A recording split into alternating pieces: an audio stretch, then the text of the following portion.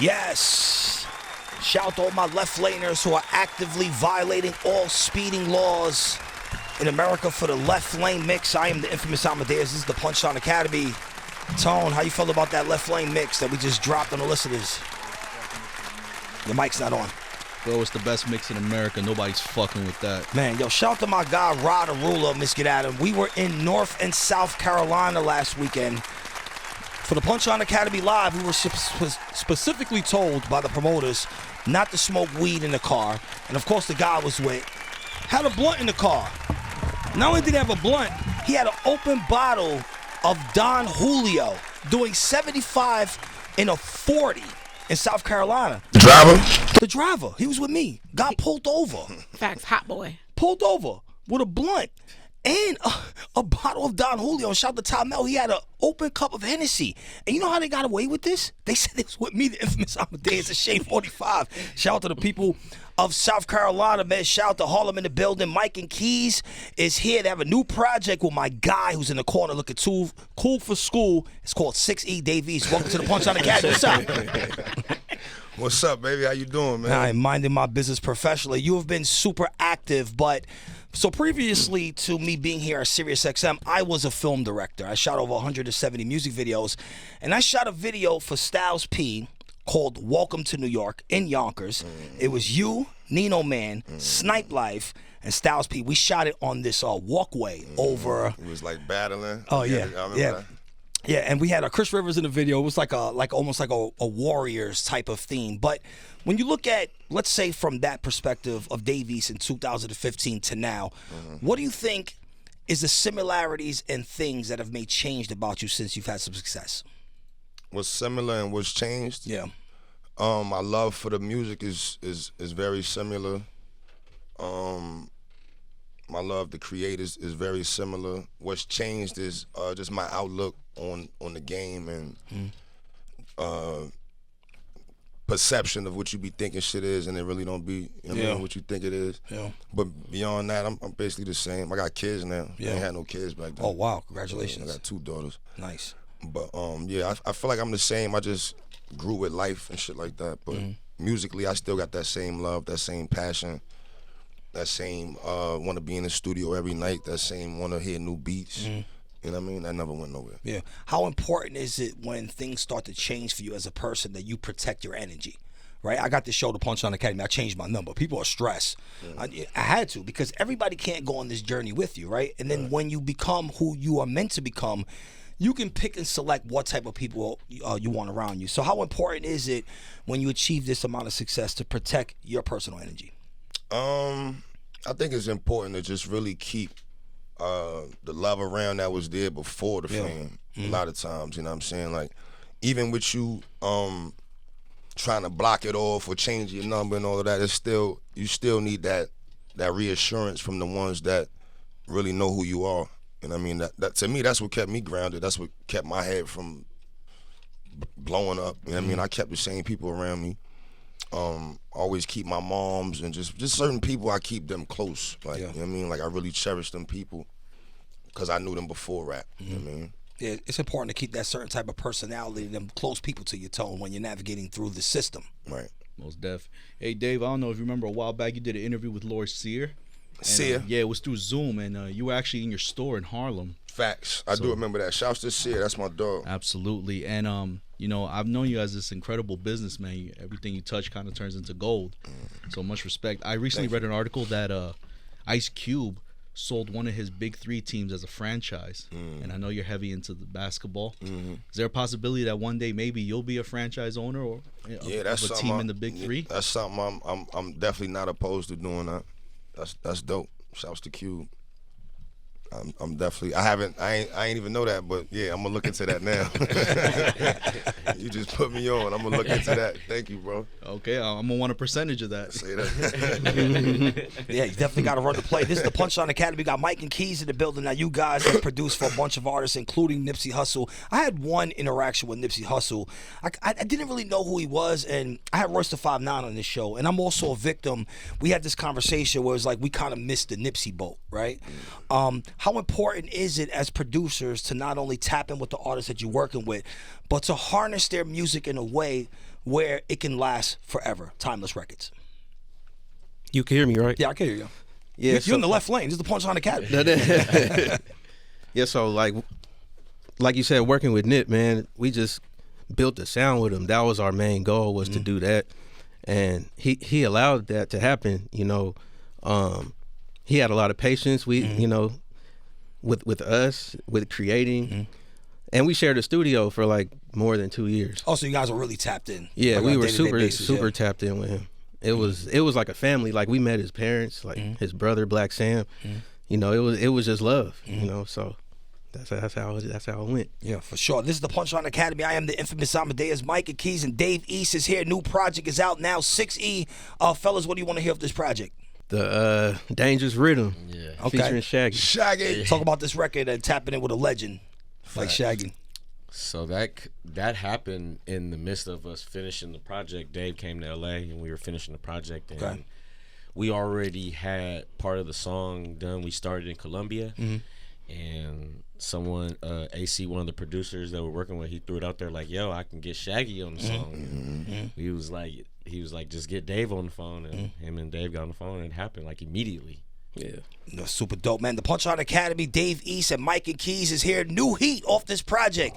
6E live on your radios. Yes, that was new gas off this project. Dave East, 6E. Make sure you stream on all DSP platforms. Run the YouTube up. Run the Run it up. social media up. Now, Dave East, I've had many interactions with someone that was close to you, Shooter. Super interactions, running around in the strip clubs. He was in Queensbridge making plays. Shout out to Moez Money, Cityscapes. I mean, this guy was outside. He was outside. And I know this is important to you. In the first break, we were talking about people that were close to you. So if you could kind of tap in and talk about Shooter as a person and how that helped you, that relationship, become the artist that you are now. That was my best friend. You know what I mean? We went through everything I feel like you could go through with somebody. Besides this, like now I feel like where it's at now, he should be here. You know what I mean? But all of the shit leading up to this, that was my dog. You know what I mean? But he was the type of person that just we inspired each other. Like I think we inspired each other in different ways. But I was fortunate enough to be able to show him a lot with this rap shit. You know what I mean? And running around and hitting them clubs and traveling and dealing with promoters, and to the point where he started doing his own shit with the music and booking his own studio sessions, and you know what I mean? So I really watched him grow over the years, running around with me doing the rap shit, you know what I mean? But that's one of them losses I never get over. Yeah. You know what I mean? Yeah, that's something that you carry with you, and it makes you a better person as you're navigating forward. Now, your relationship with Nas is well known. What is something that you learned from being around someone like that? I have Rakim's son on my label, Tamel, and it is a pressure, obviously, because he's Rakim's son. So he could kind of never get into his own space. You were in your own space before this, and the relationship is slightly different. But what is something that you learned from being around one of the top 5 MCs of all time? You gotta keep yourself fresh. Don't spread yourself out too much. That's really something I got from Esco. Like pick and choose who you dealing with, who you working with, where you go. All money, not good money. Or events, not good events. Yeah. You know what I mean? Don't really chase that quick dollar, which is hard sometimes. Of course, yeah. Because you got bills to pay, shit going on. Life, Yeah. life be lifing, you know what I Yeah. mean? But yeah, that's really as far as real life shit, I really got that from him. You know what I mean? For sure. Dave, so you recently, a while back, worked with Amadeuz, producer out of the Bronx. Facts. That's my dog. He did perfect. He was saying some really good things about you. He said you got him one of his first gold plaques. Yeah, perfect with Chris Brown, and he did Rich Nigga Problems on one of my last albums. Fire. So salute on that. I mean that alone, that certifies you everywhere. And I know that Harlem, they definitely take the time to acknowledge and respect their legends. Right. Recently, they named a street in Harlem after K. Slay. Yeah, 5th Street, man. Not too far from you, where you grew up. 10-5, yeah. You know what's crazy with Slay? God bless Slay, man. Slay was the first DJ that really made me feel like I had to be on my shit. Like if Slay asks you for a song or a verse, like, you know, a lot of people be like, yo, send me the verse. And you know what I mean? Whenever you get back to him, you get back, Slay be on your ass, like, for real. Like, come on, man. Come, like, he was, you know what I'm saying? You knew you was getting that text or that call from Slay. And I think that really got me going, you know what I mean? It just got me on some shit, like, you know what I mean? But yeah, big shout out to DJ K Slay, man. I feel like him passing was a huge loss just for the youth and the upcoming artists that don't really have a name, you know what I mean? And that's trying to get there. Slay was giving damn near everybody opportunity, you know what I mean? Yeah, well, in a full circle moment, this is actually very poetic that you're here talking about K Slay, because this is the show that actually took over his slot. That's crazy. So we're glad to have you here talking about Slay, saying good things, and we hope that, and like I said before, I hope one day that Harlem gets a street named after you, because you're definitely one of the biggest names. Time from now, man. Yeah, I mean, one of the biggest names out of Harlem. Tone is in the left lane speeding. I think he had the Don Julio I was talking about earlier. Don't put that on me yet. I got a lot more living to do, man. I don't need no street. Not now, at least. Yeah, for sure. The Punchline Academy, Dave East, Mike and Keys is here. Let's get into classic Dave East, and we back here on the Punchline Academy. That was classic heat from Dave East. Make sure you tap in with that new project, Apartment 6E, Tone Vieira. I actually lived in 6E in the Bronx, man. Shout out to Marble Hill Projects, where I was born and raised. Actively in the left lane. And shout out to my wife, Ms. Get Adam, who's here, who thought it was a good idea to drink a nutcracker with no food before we came here to Shade 45, because she's a Dominican and that's what they do. It's always a good idea. You know, Dominicans, big Dominican. Of course. And, it's super nice outside. And actually, you part Dominican too. My champagne in the car right now. Oh, so he's ready. I should have brought it up. And I heard you're Dominican too, right? Yeah. We ain't even know that. Yeah, so is mom or dad? Who's Dominican? My mother's side. Oh, your mother's side, man. Shout out to mom for holding it down. Now, here on the Punchline Academy, we have a top 5 segment. We've done everything from top 5 drinks to fitted hats. So my question for you is top 5 Harlem rappers of all time. All time, I'm going to have to say Big L. Big L. Cam, Mace, Capo, and probably that last slide I'm going to go with